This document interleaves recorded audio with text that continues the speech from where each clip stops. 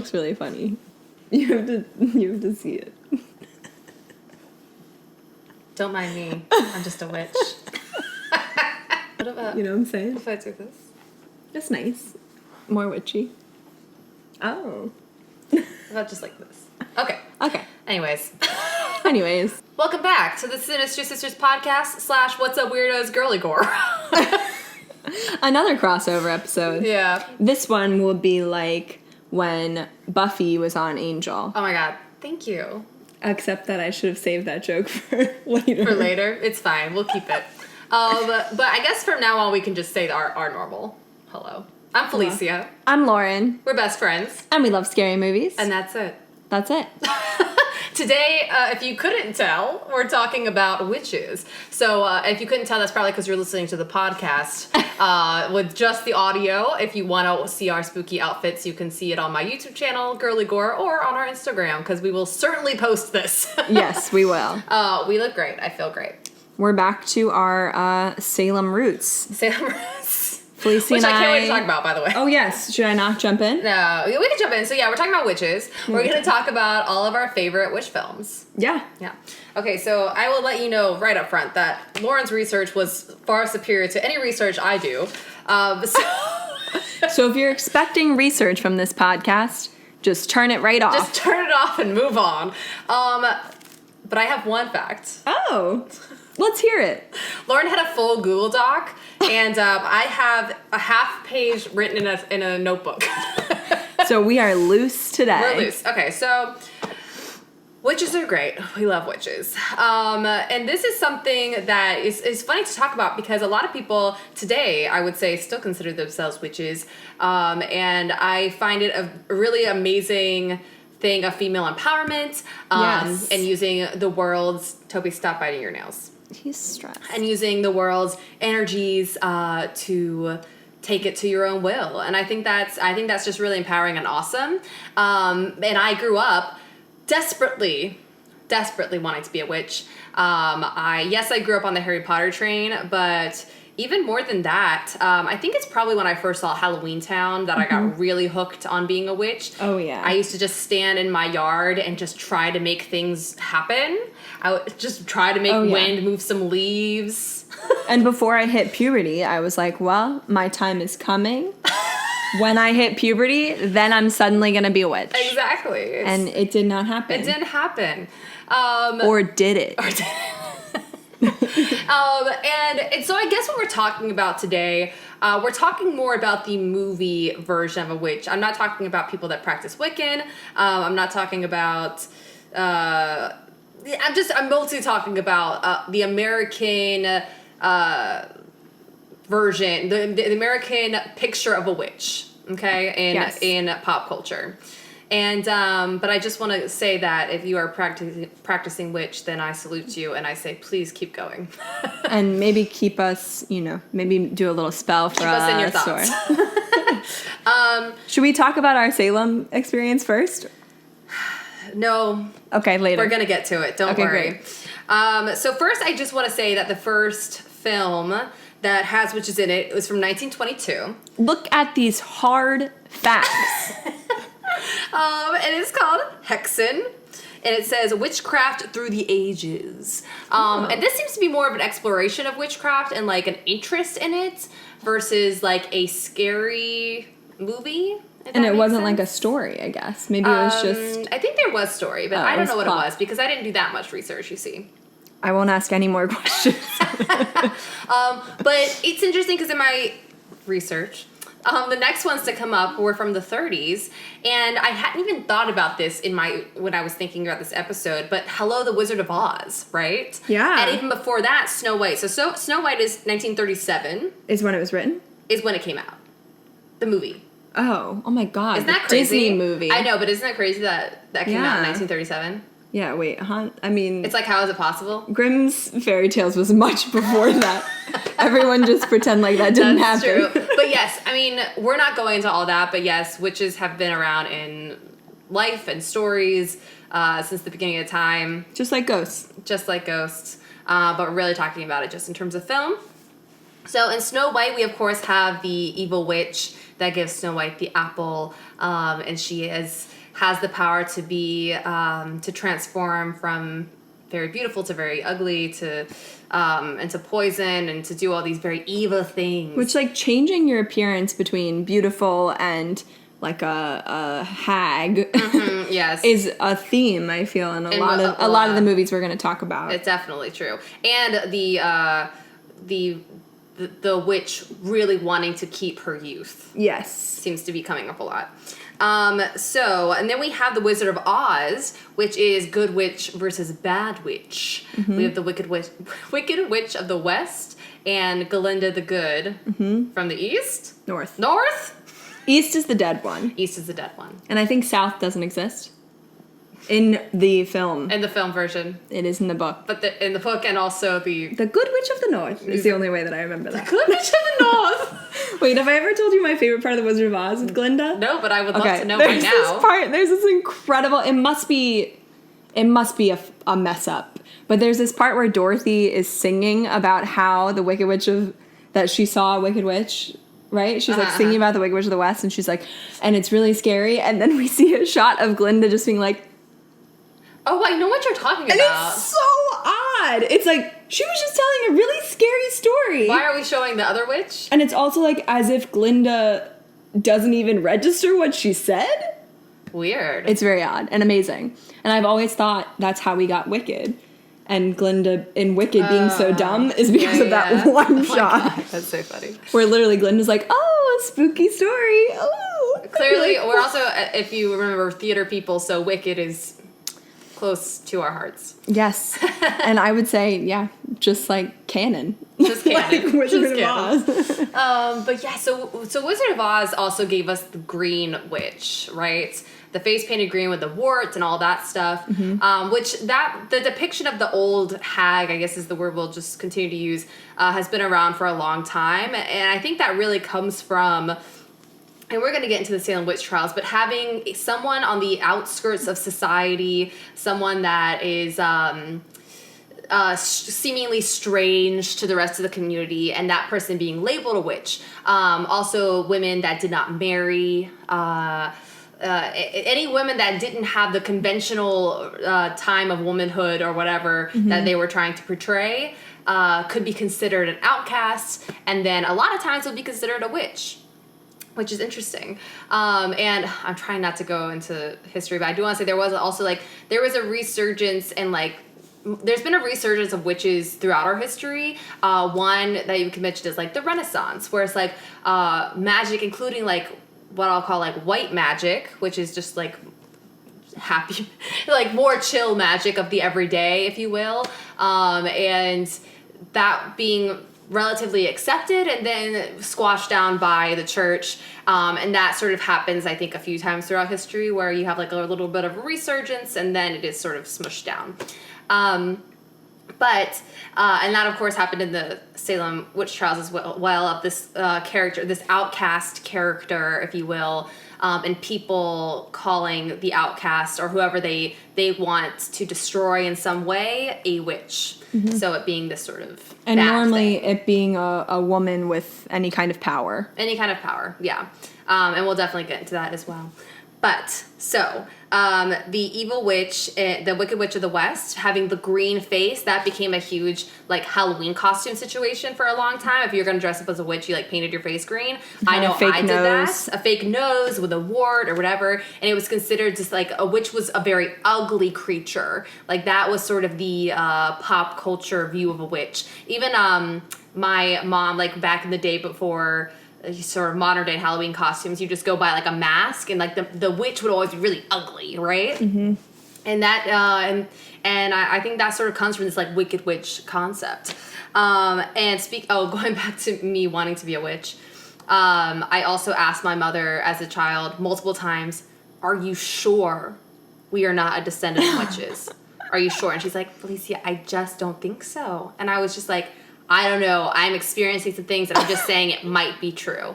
And she would just be like, I don't think so. It is crazy that you do convince yourself when you're like, I don't know, 10 or 11 that you are special in some way. Yeah, somehow you are the special one that has the powers. Yeah.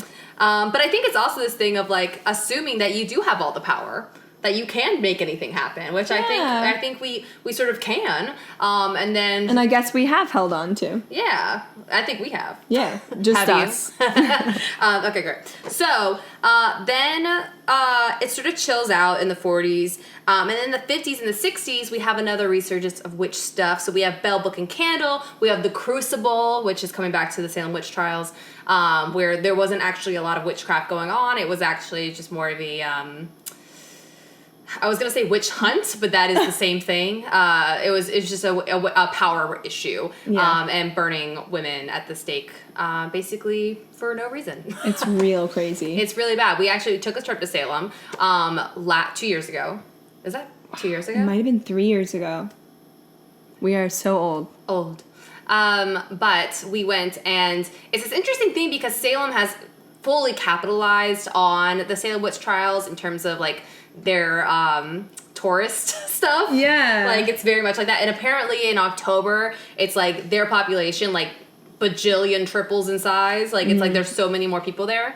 Bajillion triples. That's not right. That's not right. Doubles? Triples? It's a lot more. But at the same time, they also give these very thoughtful tours about the tragedy of the Salem witch trials, which we went on one of them. And when we went to Salem, I'm just going to tell you straight up, we were definitely very excited to learn about witches. But also we thought it was like, at least I sort of thought it was mildly an amusement park. Like I thought maybe the town... like everyone was involved in witchcraft or interested. Like I didn't really understand that it was just a normal town. But in October, it really does turn into that where it's very much like it's a huge part of their everyday life is the Halloween thing going on. But we went in September. So before everything had really started, and we went on this very thoughtful tour that this lady did that was really good. And we were very fascinated, right in the front, listening intently. We are asking questions. We are those straight A students that are just sitting in the front, being like, "Oh my gosh, I have a question," and then she reminded us as we stood there dressed exactly as we are today, that the Salem witch trials was sort of like the Holocaust. Many people died, and for no reason, and it was like a true like American tragedy. That now we think of as this, not that it's fun to talk about the Salem witch trial. Oh, it is fun. But it's sort of this like fantastical thing in our theatrical brains. Yes. There really was a lot of murder. Yeah. Which is not something you typically think about when you're thinking about the Salem witch trials or Salem in general. You're just thinking about this really spooky place. It's like... And maybe it is. I mean, I don't know when you first, like, learned about it, but I really think the Crucible might have been the first way that I, like... learned about it? Yeah, really got into it. And yeah. So, or, like, in general, it was like, witches are from Salem. Right. And I wanted to be a witch, so I thought about Salem a lot. Or, like, in Hocus-Pocus. Hocus-Pocus takes place in Salem. Things like that. But to be fair, we did see the Hocus-Pocus house. It was great. It was very exciting for us. We're going to get to Hocus-Pocus. But anyway, so... Oh, and then also in the 60s, we also had, like, Rosemary's Baby, which that is, you know, like a... more about, like, the devil, but also, like, the characters are portrayed as witches. And then it shows up... Are they supposed to be, like, a coven? Yeah, they're like a coven. Okay. Yeah. Coven cult. Coven cult. And then the 70s, not so much going on. 80s, not a ton. But then the late 80s, early, and then into the 90s, we had this, like, huge boom of witches, which I think, as you mentioned earlier, had a lot to do with, like, feminism and female power and sexuality and all these things coming up in, like, our culture. And then we had all these really, like, these witch movies that I feel like defined our generation in a lot of ways. So I'm talking about The Craft, 1996. I'm talking about even the TV show Sabrina the Teenage Witch, Witches of Eastwick, which is very much like a power, sexuality, feminine power film. Practical Magic, which is one of my most watched films of all time. Like, my most watched films of all time are Practical Magic and An Interview with the Vampire. Solely because as a child, I watched those DVDs over and over and over again. Then we also had Charmed. We had Buffy, which on Buffy we had a lot of witches. We had Willow, who everyone just, like, was in love with. And it also became not only were these witches fully in their power in the way that we know witches to be, but they were also young and beautiful. They were like a lot of teen witches in the 90s. And far, a departure from like the hags we were talking about. Yes, yeah, in terms of their portrayal in film. And so you have all these teen witches that are like growing up and going through puberty and getting their powers as sort of like a growing, like a, what's that? Coming of age film situation. Also the Teen Witch from the 80s as well. Oh, yes. But yeah, and it also, I think that section of movies defined also our style. Mm-hmm. A lot of the 90s style came from those films and TV shows and has continued, like we're having a resurgence of those exact same styles now, which is cool. So that's sort of like my spiel, but I guess let's talk about sort of our favorites. Yeah. Obviously practical magic is what I said. Yes. Yeah. And I think Nicole Kidman, coming back to Nicole Kidman as always, has the most amazing long beautiful hair in this. But her and Sandra Bullock are sisters, and one has really embraced her witchcraft, one has shied away from it, is like afraid of the power and thinks bad things come of it.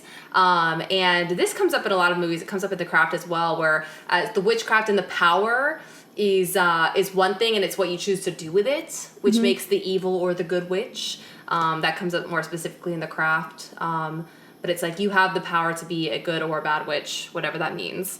But the amount of power is the same. It's just how you choose to use it, which I think is also like an interesting embracing your power feminine thing. And it's sort of like, I mean, not to be cliche, but it is like that Wizard of Oz line that like you've always had the power within you. Yes, like totally. That's kind of a beautiful thing about witches.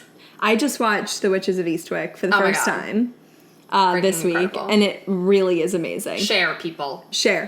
And Susan Sarandon and Michelle Pfeiffer. But that one I was really struck by sort of this idea of witches and sexuality, and the only thing that I don't really love about it is that it does kind of feel like they couldn't come into their power until they met this man that like opened them all up. Yeah.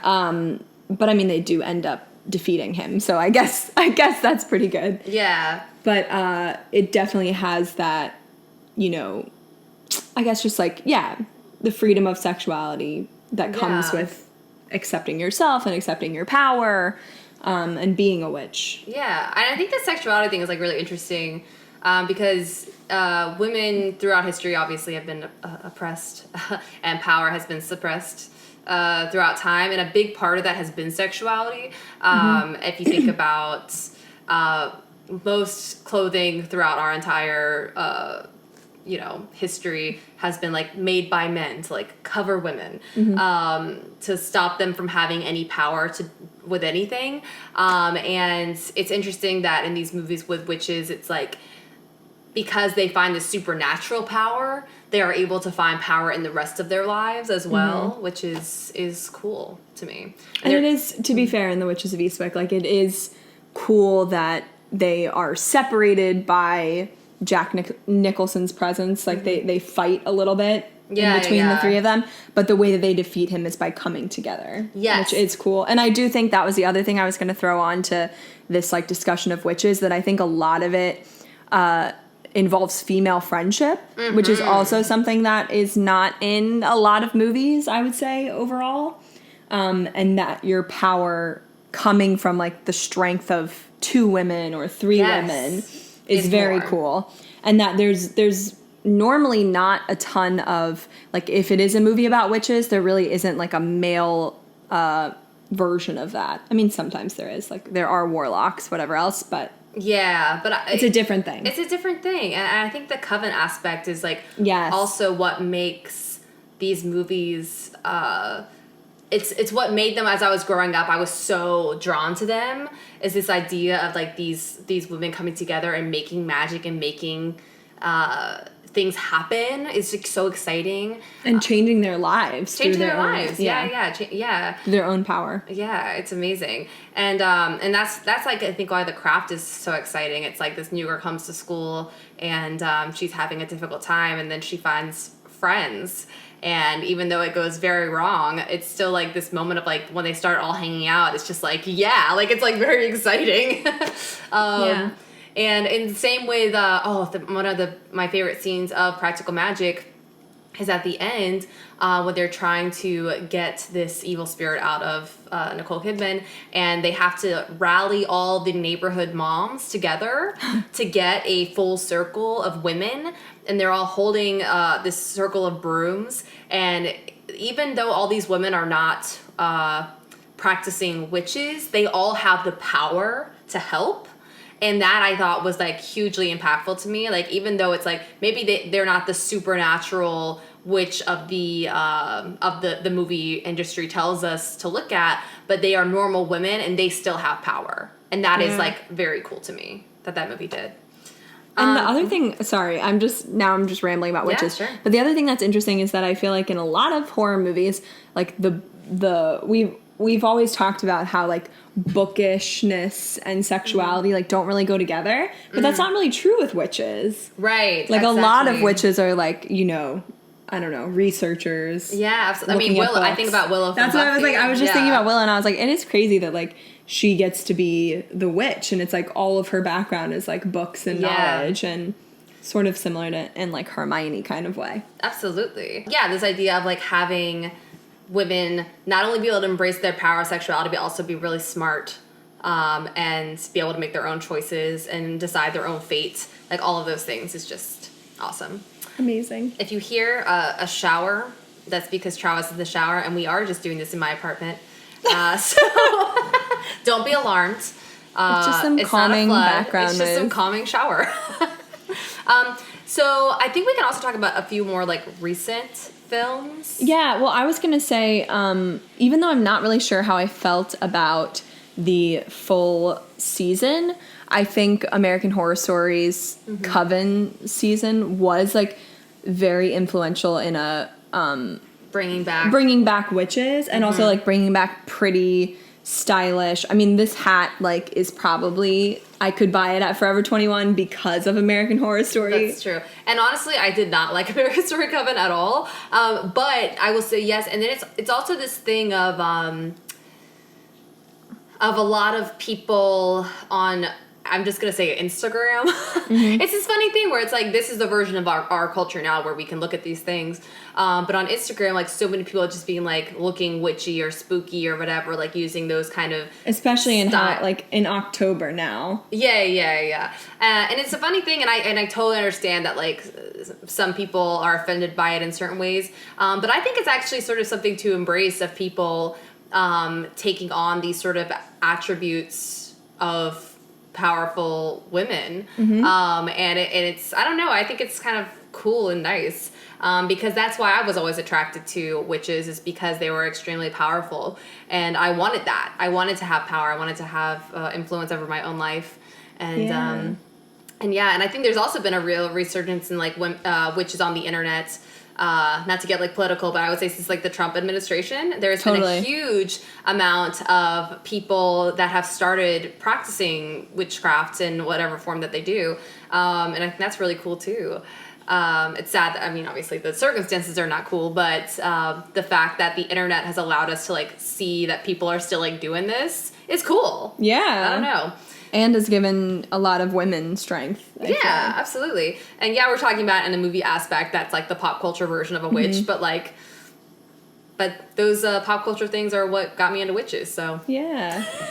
So my other favorite movie that I wanted to talk about was The Witch, that just came out fairly recently. Yeah. But I think that was like, I don't know, just such a good movie. And also just like one of those where it's like you think the witch in the story is going to be like this old woman that they keep showing who's, you know, stole the baby away at the beginning and is, you know, doing creepy stuff by herself.